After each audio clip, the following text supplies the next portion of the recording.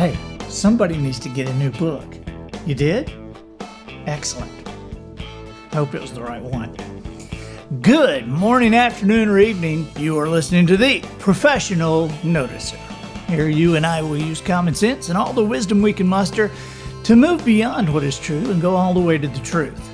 With actual listeners in more than 100 countries, I am the Professional Noticer. Hello, everyone. I'm Andy Andrews. Hey, thank you for making me a part of your week.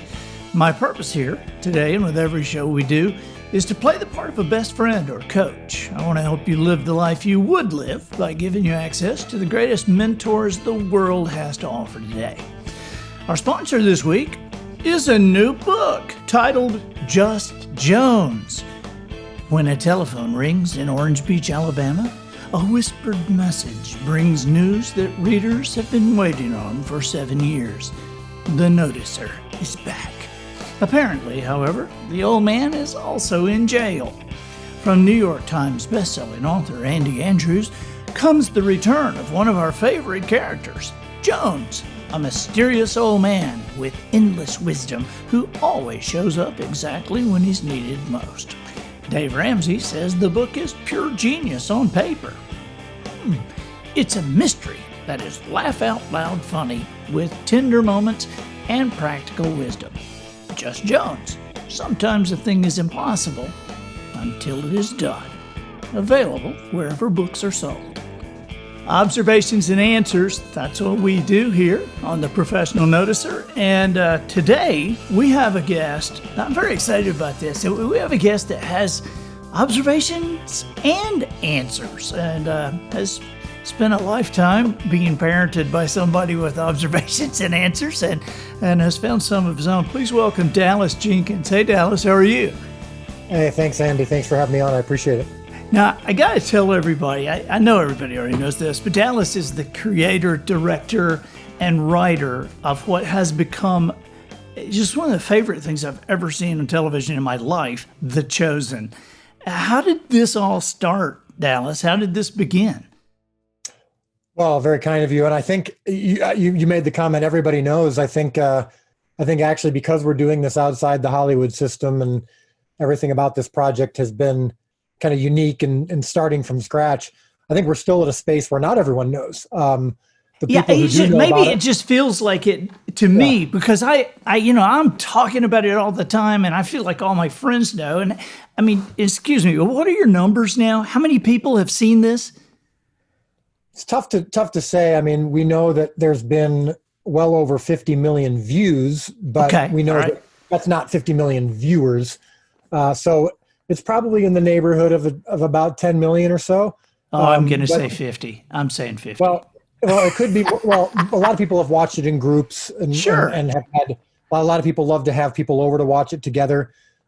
So it's tough to know, but for sure it is growing rapidly, and in the last 5-6 months, it has seemed to explode. But we're still, we just actually yesterday I was on a phone call where we were looking at some of the marketing numbers, and there was a group that did an analysis, and it's encouraging on one hand to see that how many more people we have to reach that we haven't reached yet, and we haven't. But when you look at the progress that we've made, it's exciting. So to know that this is just the tip of the iceberg, and that people who do see it, like yourself, and I think like a lot of people you've spoken with, become evangelists for it. I mean, the passion with which people share this show has been unlike most things I've seen. Somewhat not since Left Behind, which my dad wrote. Exactly. It reminds him of that when Left Behind first started to take off, which ironically enough, my dad was my age that I am now when Left Behind first started to really grow. Are you kidding? Yeah. So just so that everybody knows that Dallas's parents are Jerry and Diana Jenkins, great friends of ours, and I was just blown away. And we got to get back to that original question. I know I interrupted your answer about. No, I'll get back to it. Don't worry. How it started, but I was watching this because some friends of ours said you've got to see The Chosen. You've got to, and so we watched the first episode. Polly and I did, and I thought, wow, that was incredible. And I was standing up in our den as the credits were rolling, And I just kind of went, whoa, wait, back.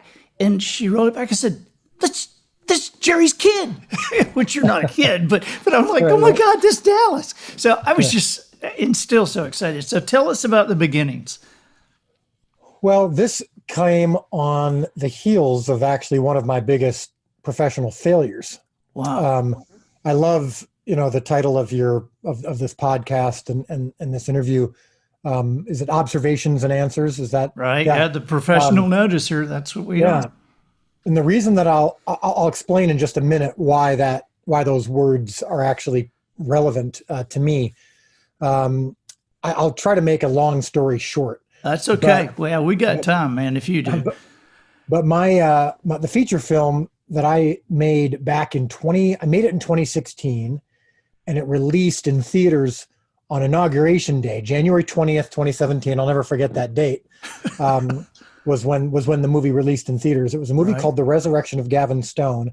Okay. And if you and your listeners say, "Oh, I haven't heard of that," that explains the story. But I got a chance to make this movie as a strong faith-based film with a great message, and a movie that I'm actually quite proud of. But the cool thing about it was I got to make it with some of the biggest producers in Hollywood. They had seen a short film that I had made for my church's Christmas Eve service that they loved, and they were interested in faith-based content because they saw there was a potential money-making opportunity in it. And so when the film was being tested, after I made the film and they had paid for it and they had helped produce it, it was really great. And when the film was tested, it had tested higher than any of the films they'd done before, and these were really, really successful companies. And they were super excited and wanted to develop other projects with me. Right. So we actually had other projects that we were starting to write and develop for the future. I mean, the next 10 years of my career was set. And then the movie released on January 20th.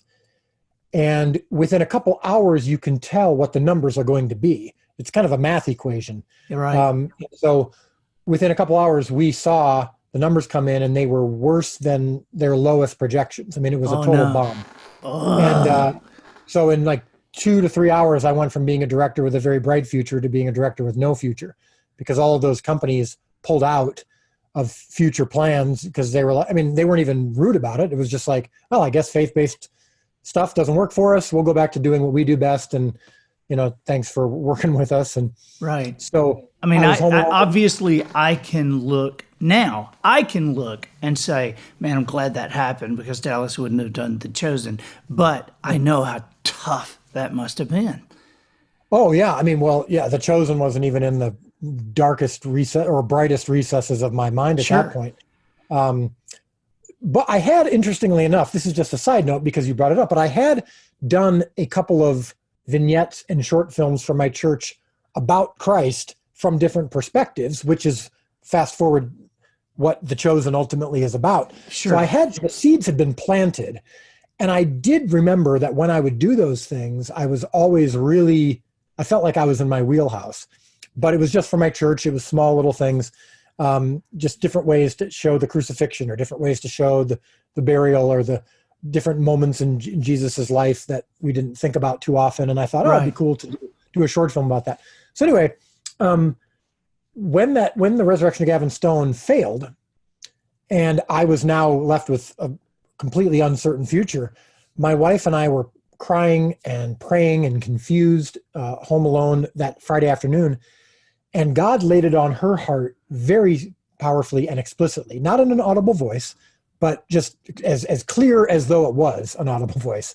Sure. 2 things. One was the story of the feeding of the 5,000 from the Gospels. And the other one was the phrase, I do impossible math. Now, I'm sure that you have listeners and viewers who have cover the gamut of faith and belief and absolutely how they communicate with God.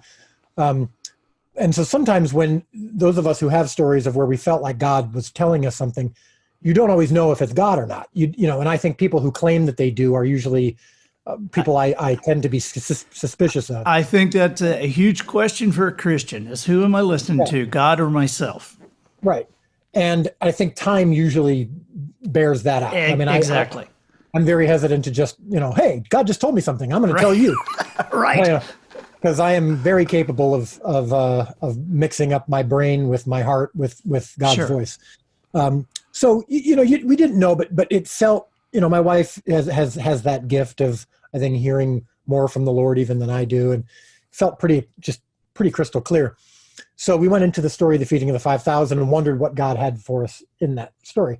So we're reading it, and it's the story of Jesus is preaching to thousands of people, and the disciples come and say, these people are really, really hungry, and we need to send them home to get food. And Jesus says, well, we can't send them home. They're so hungry. If we send them home, they'll faint along the way. And so, you need to go find whatever food we can find. And the disciples are like, well, we don't have much, but they found this boy who had 5 loaves and 2 fishes. It's a famous phrase.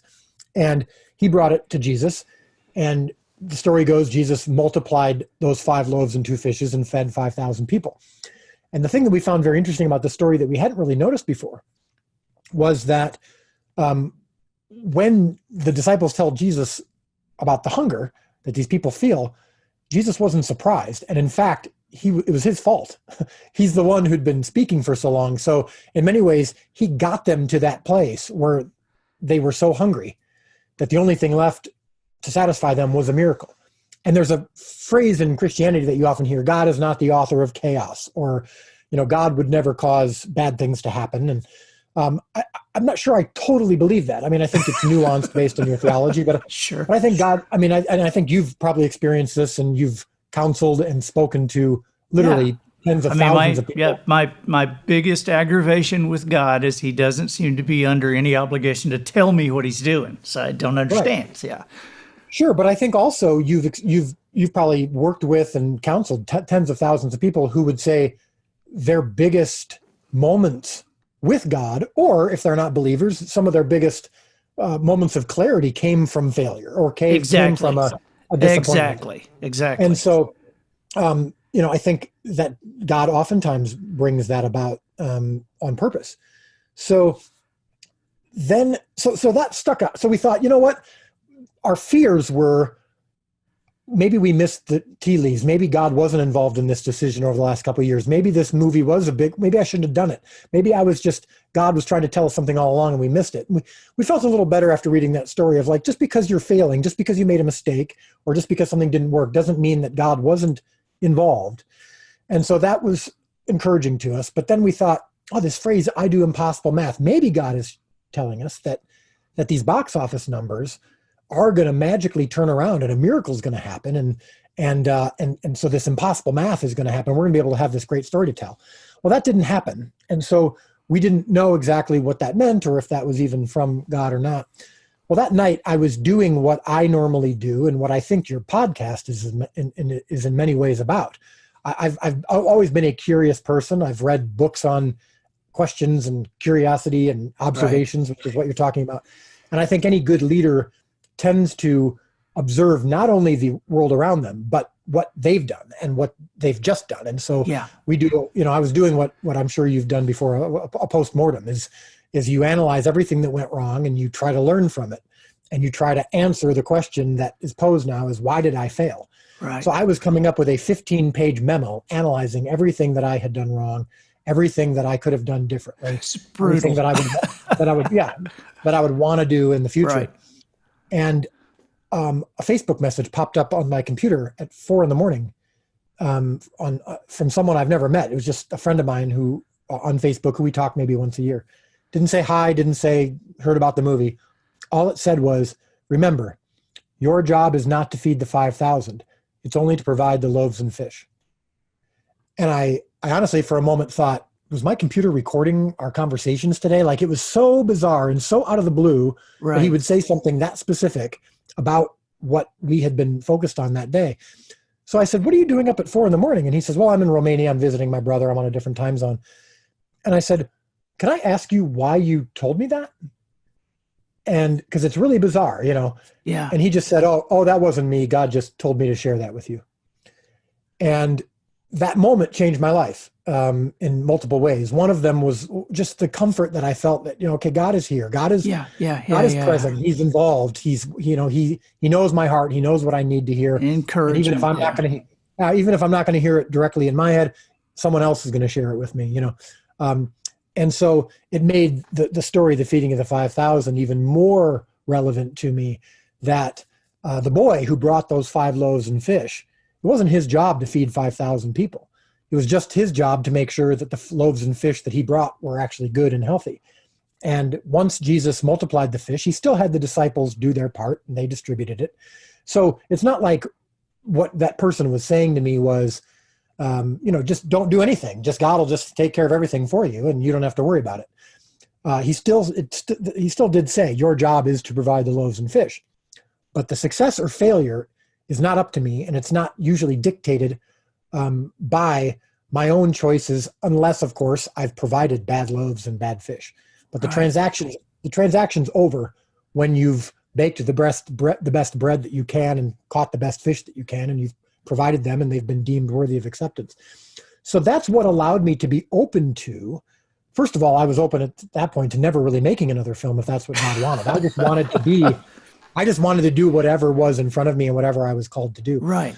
So where in the world did the decision come to do something that, somebody could argue, hey, that's been done and done and done and done. And then here, it's just like, this may be a bad example, but when I found out True Grit was being remade, I was like, are you kidding me? Who would remake True Grit? Why would you do that? And then I saw it, and I thought the second one was so much better than the first one. It was ridiculous. And I think that you have done the best thing on Jesus and those disciples that I've ever seen. Well, thank you for that. But I do think that what we're doing, I'm actually wearing a T-shirt that says "Get Used to Different."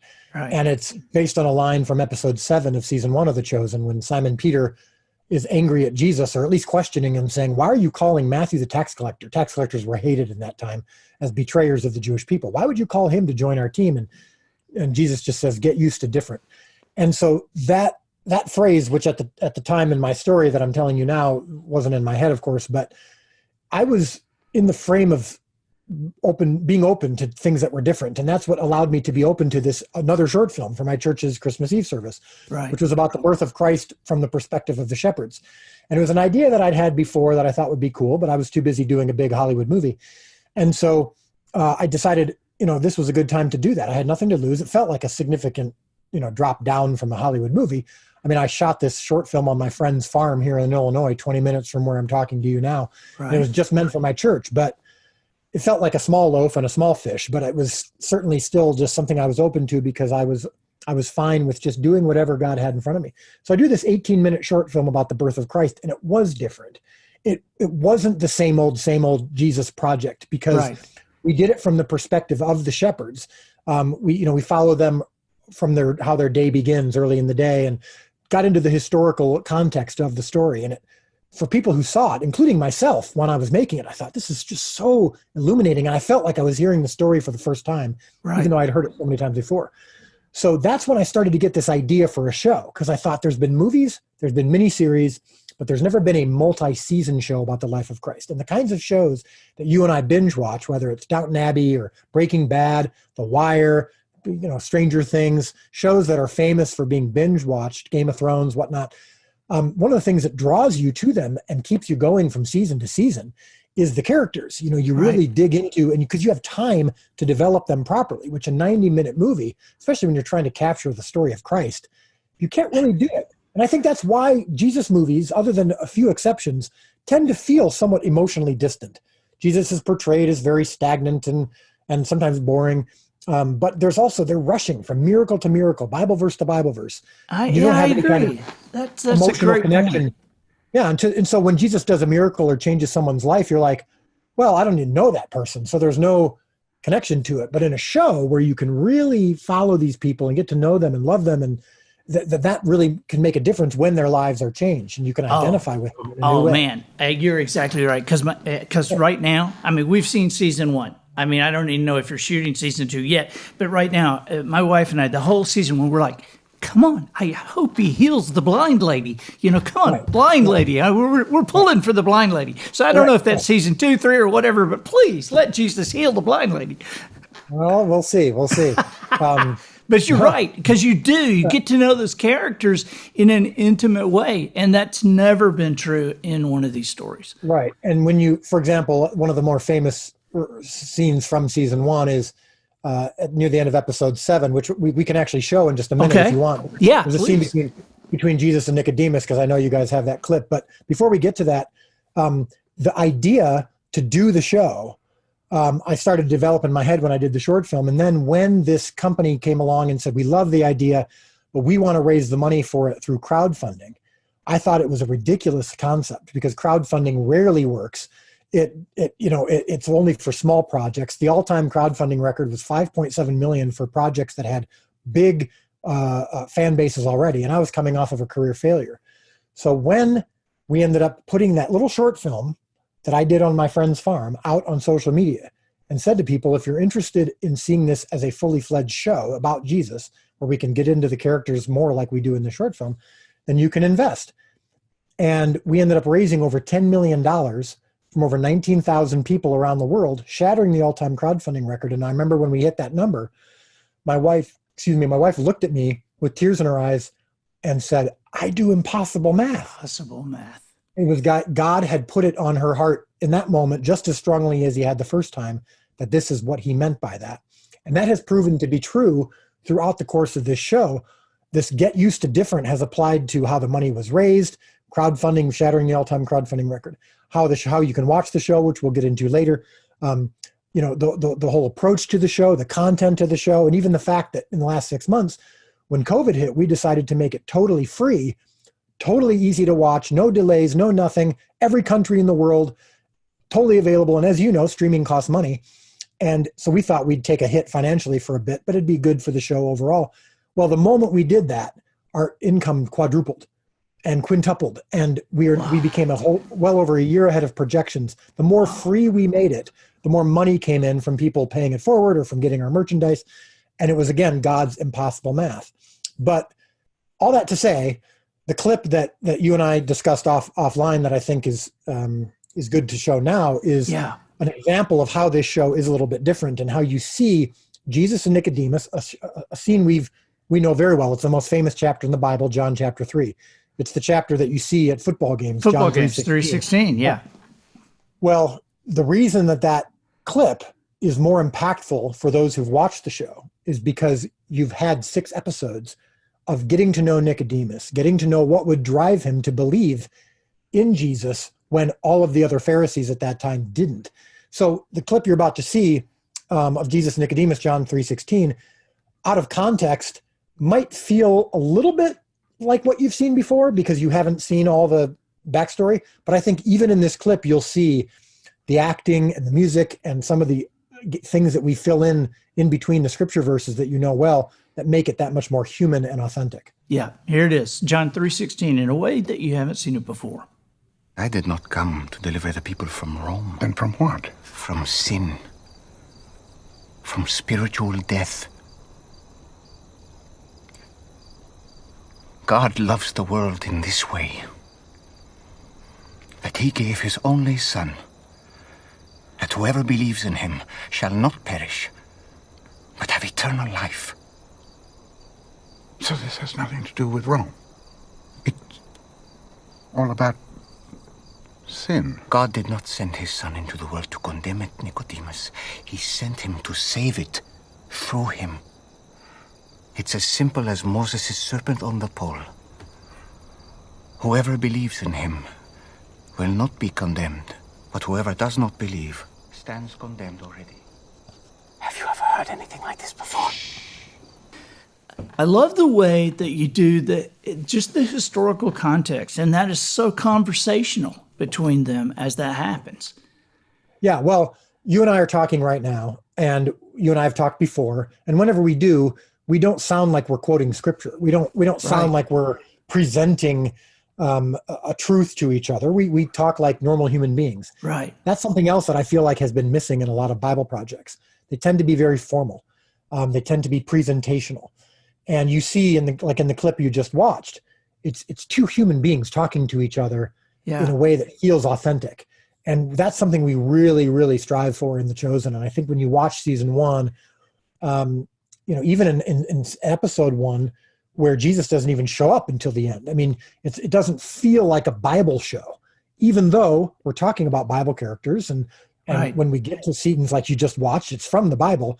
But we also add in things that don't contradict Scripture and don't contradict the character of Christ, but that are very plausible human interactions that I think draw you closer to these stories. And then Jesus feels, we hear from people every single day. They're like, I've never experienced Jesus in this way before. It makes me want to read Scripture more. It makes me want to pray more. Dude. Yeah, absolutely. I mean, this hit me in a way that nothing ever has. And I gotta say, I don't know which episode it was, but when Jesus is at the table and that guy kind of makes a fool of himself, that because he's making fun, he kind of cracks a joke and nobody else laughing. Jesus winks. Yeah, Jesus episode winks. 2. Yeah, because episode 2, a guy makes fun of Nazareth, where Jesus is from. He says, "I'm Jesus from Nazareth," and this guy makes a joke about Nazareth, and everyone gets all like scared. Right. And the guy's like, "What?" And Jesus just looks at him and winks, as if to say, "It's okay, I got it. It's funny. I get it. I have a sense of humor." That moment that you just brought up is so interesting to me that you brought it up, because I remember when I wrote that, and I thought to myself, like, it came to me from out of the blue, and it seems like a pretty innocuous moment. I remember thinking at the time, like, I don't know that I would have thought of that, but it feels like something, from the heavens, that just kind of came quickly to me.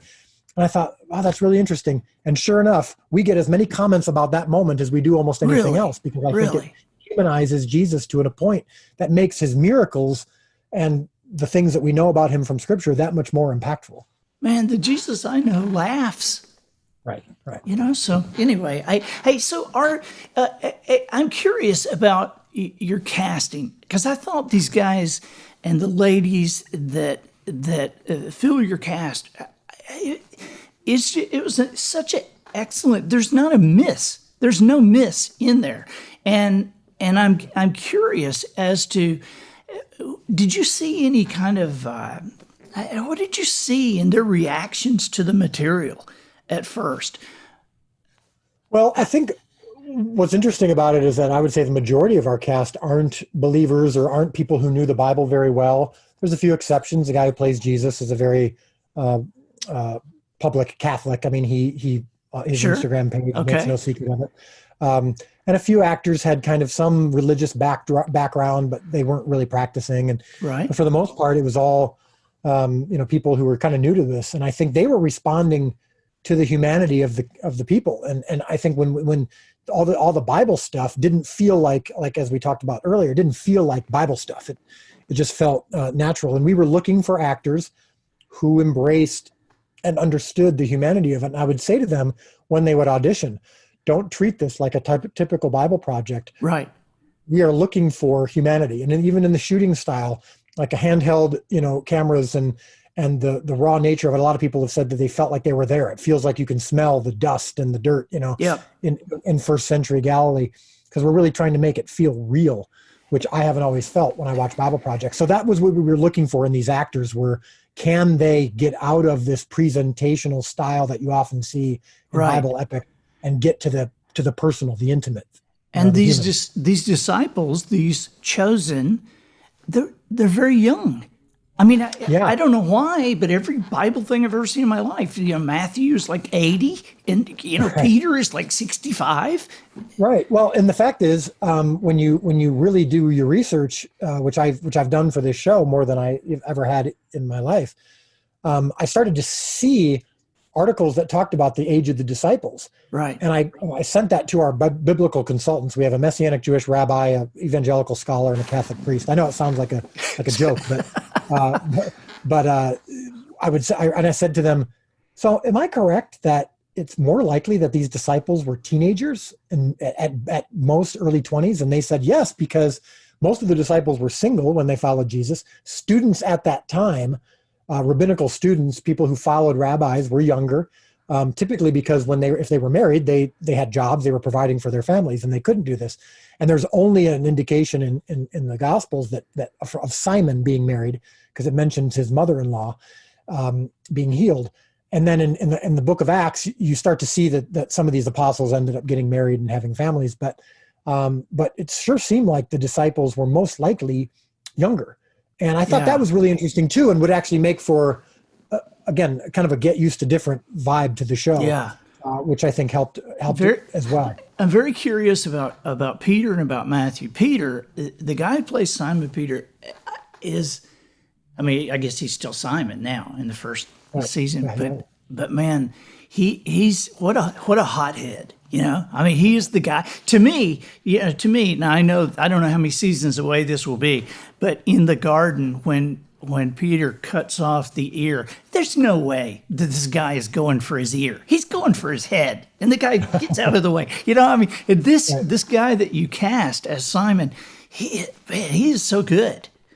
Yeah, well, and I think you just brought up another interesting point, which is, so we know from Scripture that even when he was a follower of Jesus, even though he'd heard all of the teachings about turn the other cheek and all, Jesus was clearly someone who had, I mean, he had passion, he had intensity, he was masculine, he wasn't just some wallflower. Right. But he taught a lot about service and sacrifice and not being violent. And you'd think, you look at Scripture and you go, even after following Jesus for a year or two, Simon Peter was still a hothead, tempestuous, still a hothead guy. So you work your way backwards, and what must he have been like before he met Jesus? Before Jesus's teaching started to get into his soul. So he must have been even more right, of a hothead, which is that first episode, right? Yeah, and he was a bit reckless. He was a bit up and down, but he was very loyal. We see that. So you see him breaking a few of the Jewish laws in episode 1, but all from a perspective of, I'm protecting my family. The Romans are oppressing us. We're taxed through the nose. We can't even afford some of this, and our lives are at stake. So I'm going to do whatever it takes to provide for my family. And so you see some of Peter's good parts glimpse, you get a glimpse of that as well. But you also see that his strengths are also weaknesses. And you see him at home with his wife, and you see his wife confronting him on it and saying, you're not the man that I married. You're losing your faith, and you're straying away from reliance on God, which is another thing that was unique about the show, that we were able to explore what a marriage might be like back then, and what Simon, we know Simon's married. Let's get a glimpse inside his home and see what that might have been like. Right. And Matthew was an amazing choice to me. I think the character, I was surprised because he's very obviously OCD. He's on the autism spectrum. Yeah. Yeah. I mean, but it makes sense in a way. And so tell me your thoughts there, because it turned out to be brilliant. The more I watched, the more I thought, this is perfect.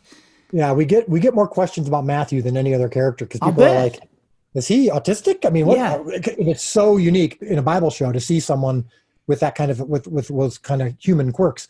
Well, I have a daughter who's on the autism spectrum. I have a lot of experience with the special needs world. My wife and I have both volunteered a lot in that community, especially because of our daughter.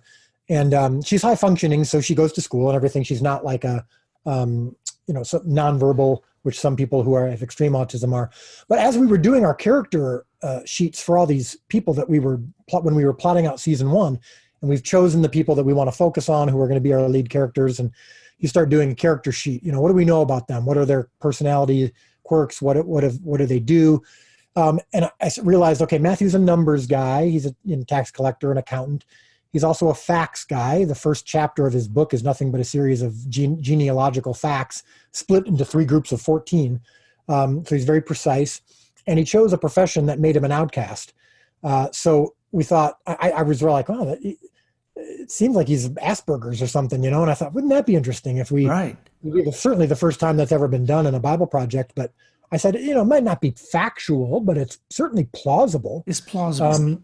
And I thought it would just be a really great way to humanize not only Matthew, but the show. I think the viewer, even if you don't have experience with autism yourself, you go, okay, this show just feels more human and authentic, because it feels like people have the kind of human quirks that we do. And everybody knows somebody like that like lines their shoes up perfectly, and that, Right. And so I think also parents of people on the spectrum, or who have OCD, or kids who do, or even adults who do, have said so many times to us, I've never seen myself on screen before like that. And then what happens is they go, if Jesus could choose someone like that, well, then he can choose someone like me. When he knows what your quirks are, what your weaknesses are, if you want to consider some of these things weaknesses, then people can identify with Simon and go, maybe if he was willing to choose Simon, he can choose me. I'm temperamental. I'm tempestuous. Mary Magdalene, someone who had been possessed by demons, another woman who was really at the lowest point of her life, and Jesus chose her. And she ended up becoming and the confusion after she encountered Jesus, the confusion about who he was, and as she began to understand that what had happened to her was real, I thought that was so real. Well, yeah, and there's a scene that happens in episode 2 that I believe you have as well. We can show this in just a second if you want, but it's a scene between Nicodemus and Mary Magdalene, and this also explains even some of episode 7, which you just saw, the clip between Nicodemus and Jesus, where we thought, okay, Nicodemus and Mary Magdalene are two of our main characters. Let's try to connect them in some way, and let's do it in a way that addresses both of their journeys. So we know that Nicodemus ends up believing that Jesus is the Son of God, but yet, as a Pharisee, he and the other Pharisees were most of them were questioning that. So what would cause him to actually come to that belief? So in episode 1, when you were first introduced to Mary Magdalene, we know from Scripture that she was possessed by demons.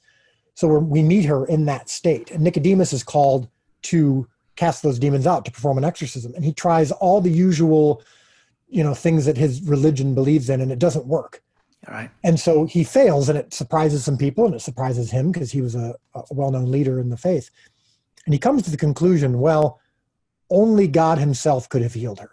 She's so racked with demons and is so far gone from God that no human could help her. And that's how he kind of comforts himself and how others comfort themselves when they see Nicodemus fail.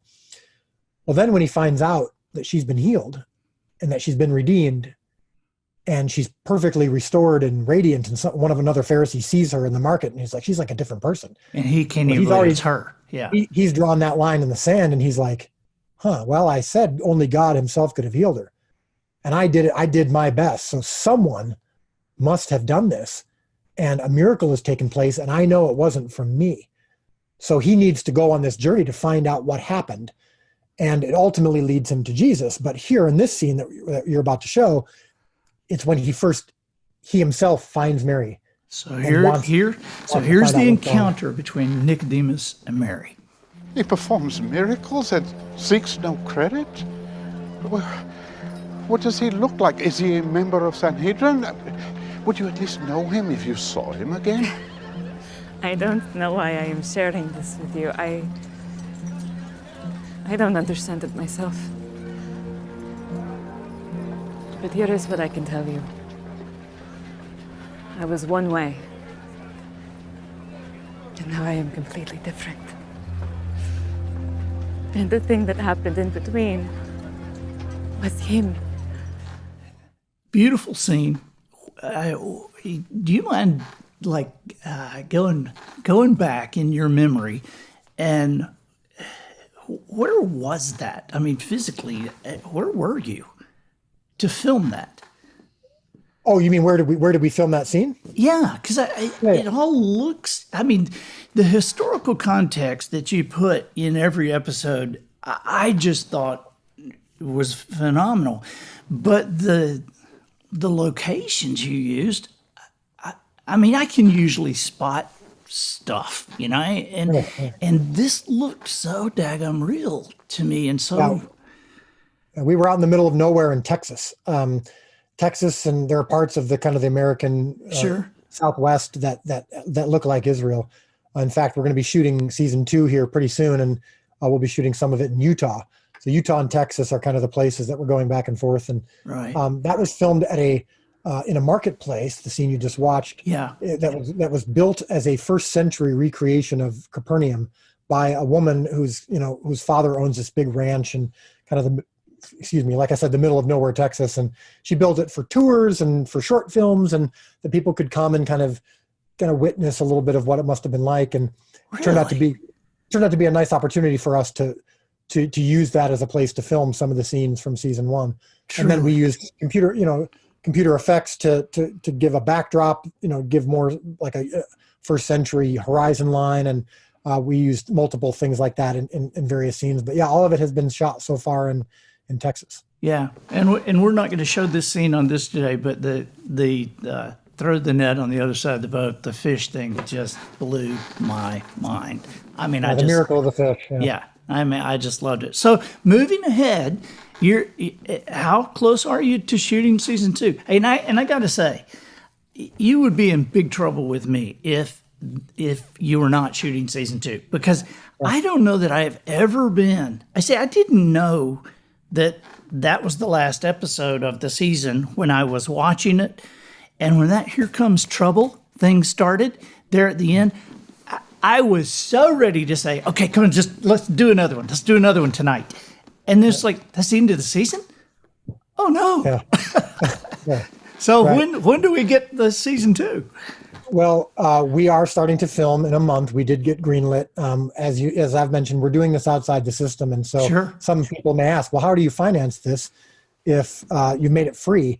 Well, people who watch it, when they watch it, they have the opportunity, if they so choose, to pay it forward. We have done that. And that allows you to help other people around the world see it for free.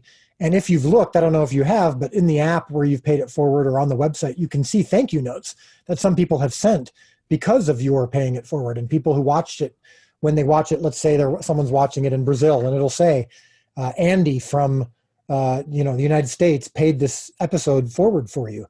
And some people choose to just send a thank you note that just says, thank you for paying it forward, or my life was impacted by this. So it's been this really cool feedback loop. But of course, not everyone can afford that. Not everyone, especially during COVID, some people have an uncertain future. And so they watch it for free, and that's great. But enough people have been paying it forward that we've been generating the kind of income that is going to allow us to do season 2. Right. And so we're going to be filming that in at least the first half of it in Utah, starting in October, first week of October. So the last episode was "Woman at the Well." Yes. And so where do we go from here? Yeah. And then Jesus and the disciples, what you mentioned, that song "Trouble," that's a song that we wrote specifically for that scene that just talks about it's kind of a kick butt, stomp clap kind of vibe to it. And it's kind of a rootsy Southern gospel, slave spiritual vibe. And it just says, trouble's coming. And it goes both ways. The disciples and Jesus are about to experience some more trouble, and they're going to give some more trouble. Yeah. And it kind of sends you off, and they're going towards Samaria, which is a place that Jews never went. Right. Because the song is kind of an answer, because, Simon asked Jesus, because Jesus has said, don't tell anybody yet. Don't tell anybody. And now, after this at the well, and she's going to tell everybody. Simon says, can we? And he says, yes. He said, we can? And then they're and that big helicopter shot of them going down the hill, and here comes trouble. Man. Yeah. Yeah. They've got the opportunity now to share that Jesus is the Messiah. And with that comes some good things. People come to get healed. The popularity increases, but with that also comes bad things. Where there's more enemies and people who want them, to be in trouble. So that's what we explore a lot of in season 2 is the good and bad that starts to come in. We have more disciples being added to the team. At the end of season 1, there's only 7. So we got more coming, and how they get added to the team, and what happens with the interpersonal relationships of them, which is something that, you don't normally get explored in Jesus projects. We really dig deep into that in season 2. And you already got a couple of bad guys. Already got a couple of bad guys. Yep. And they get badder the more Jesus pokes at them a little bit. So that's what you'll see a lot of in season 2. Buddy, what can we do to help? And where do we see this? We want to put a connection to the app on the show notes, so that'll be there for everybody. But tell us now, and also, what would you like us to do? Well, if you haven't seen the show yet, and some may say, well, if it's not on Netflix or if it's not on TV, I don't know how to do it. I'm not a big technology person.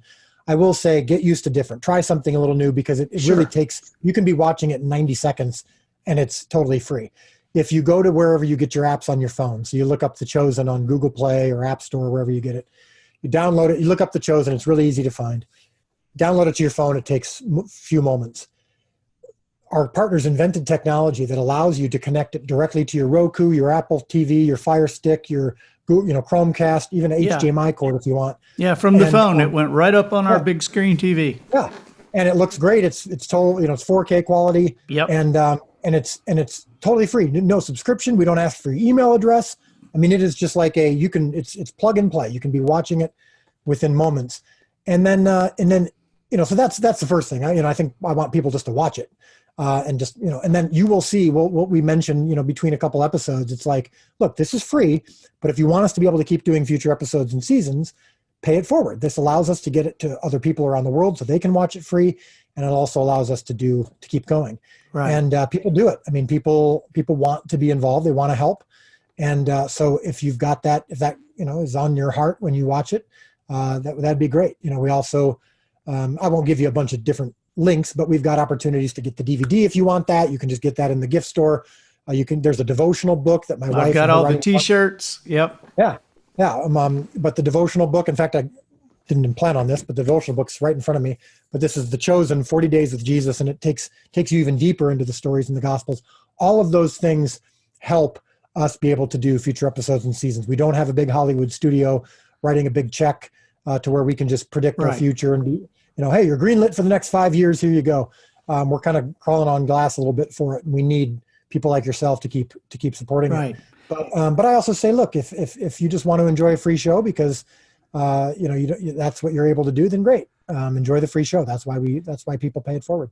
We can also follow The Chosen on Facebook and on YouTube. There's a YouTube channel that find The Chosen, find Dallas, and then press that subscribe button. And we do that because that allows you to see behind the curtain. I mean, we show you videos of how we did the scenes. I'm talking to you all the time because I feel like it's important for you, especially if you're going to contribute finances to the project, that you get to know me and can trust that even though I'm a very flawed, sinful man, I've at least, doing my part to deliver something that's truthful and authentic and good. And so you can see updates, and we give you updates regularly. I mean, almost every day there's a, behind the scenes video or picture or whatever on all the platforms, Instagram, TikTok, even. You can see videos and behind the scenes.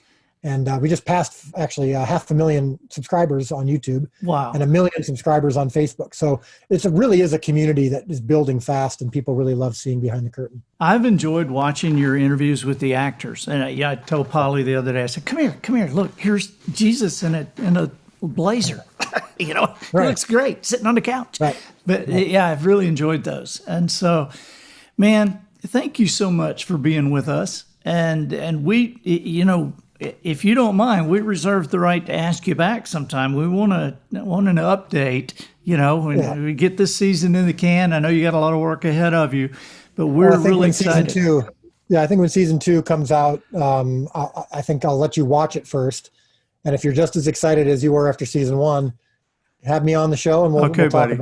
I'm sure I will be. Thank you so much. And everything will be in the show notes, and we will be with you, thinking about you, praying for you, and watching. Dallas, thank you so much. Dallas Jenkins. Thanks for having me on. I'm Andy Andrews, the professional noticer, harnessing common sense and wisdom to plow through challenges all the way to an answer for you. Hey, quick question. Where do you seek wisdom? Allow me to suggest wisdomharbor.com. That's wisdom, Harbor. That's harbor with an O-U-R. It's not mine, it's ours. Go and be welcomed by a friend. Get your free 5-minute tour, then get your free 30 days, all right? Then become a member of Wisdom Harbor.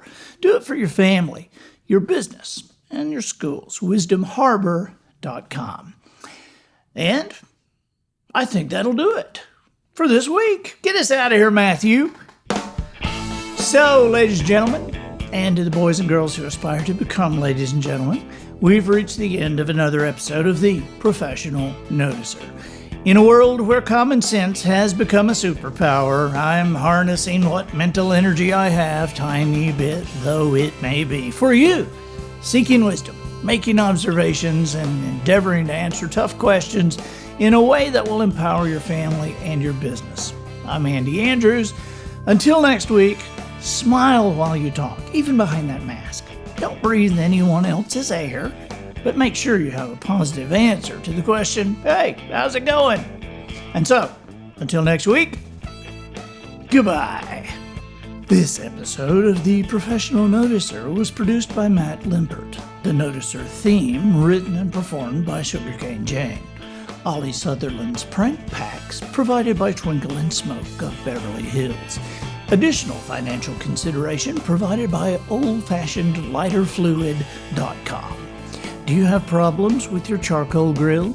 Can't get those briquettes to catch fire? That's because you're using lighter fluid that's been diluted so greatly you could use it to put out a fire. Here at oldfashionedlighterfluid.com, we provide the stuff your daddy used back in the 1970s. Remember Dad dousing that little stack of black biscuit-shaped briquettes and saying, "Stand back, everyone!" And by golly, you did stand back, 'cause when Daddy flipped a match into that old rusty Weber, the mushroom cloud could be seen all over town. And in no time at all, that fire was ready to cook. So turn your back on the newfangled, watered-down imitation. Go online and order a gallon or two of the original stuff from us, oldfashionedlighterfluid.com, and enjoy your barbecue like your parents did, with a black crust and the faint taste of petrochemicals.